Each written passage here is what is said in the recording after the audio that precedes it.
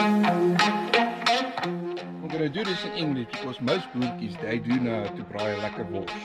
The first thing you need to do is you need to wind dry it, because you don't want the skin to burst once you cook it.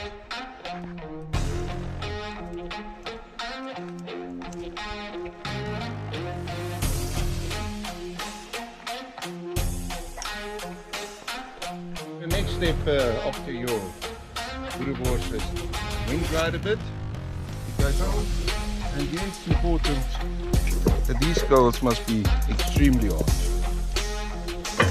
and then you leave it. So you don't turn this, you turn it again.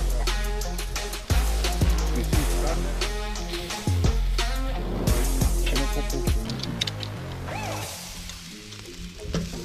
Nice and juicy.